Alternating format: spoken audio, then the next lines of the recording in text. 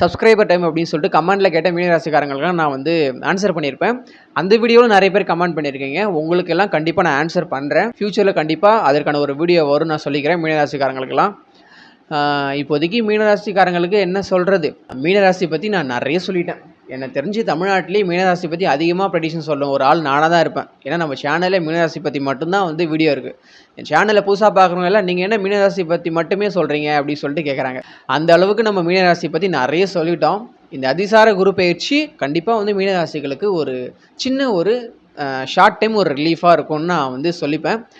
தீபாவளிக்கு 2 நாளுக்கு முன்னாடி இந்த அதிசார குரு பயிற்சி மீனராசிக்கு வந்து நடக்க இருக்குது. ரொம்ப வந்து சந்தோஷமான ஒரு விஷயம். இந்த தீபாவளிக்கு 2 நாளுக்கு முன்னாடி 18ஆம் தேதின்னு நினைக்கிறேன் திருக்கணிதப்படி அதிசார குரு பயிற்சி நடக்க இருக்குது. அதுக்கப்புறம் திரும்ப வக்ரமாகி பின்னாடி போக ஆரம்பிச்சிருவார்.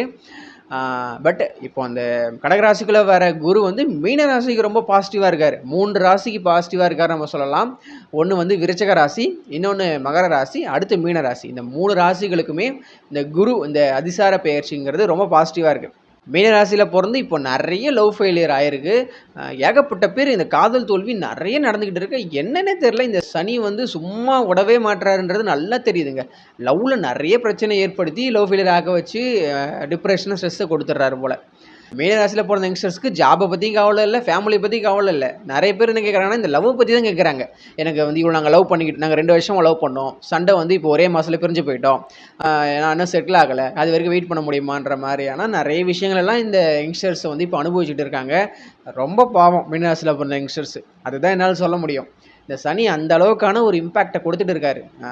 நான் சிம்மராசி தான் நிறைய பாதிக்கப்படும் இந்த சனியால் அப்படின்னு நினச்சேன். ஆனால் மீனராசிக்காரங்க தான் பாதிக்கப்பட்டிருக்கேன்னு சொல்லிட்டு என்னால் கண்டிப்பாக நம்பவே முடியல. இதுவும் கடந்து போகுன்ற மாதிரி தான் நம்ம கடந்து வந்தாகணும். என்ன பண்ணுறது, வேறு வழி இல்லை. அந்த ஒரு 2 மந்த் வந்து மீனராசிக்கு நல்லா இருக்குது அப்படின்னு நம்ம சொல்லியிருக்கோம். பார்ப்போம், வெயிட் பண்ணி பார்த்தா தான் தெரியும் எப்படி இருக்குன்னு சொல்லிட்டு.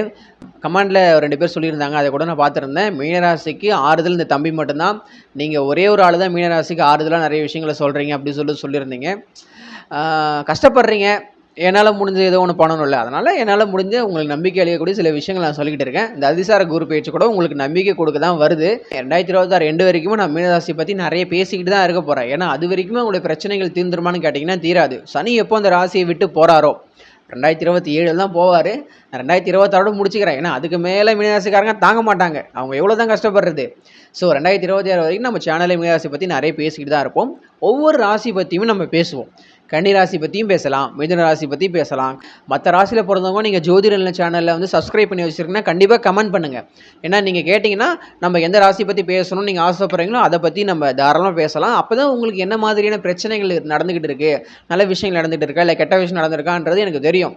நம்ம நீங்கள் சொல்கிற ராசிகள் பற்றியுமே பேசலாம். ஏன்னா நம்ம எப்போவுமே மீன ராசி பற்றி ரொம்ப அதிகமாக பேசிக்கிட்டே இருக்கோன்றதுனால மற்ற ராசி பற்றி பேசுவோம். மீதி பேலன்ஸ் 11 ராசிக்காரர் இருக்காங்கல்ல, அவங்க கஷ்டப்படலையா?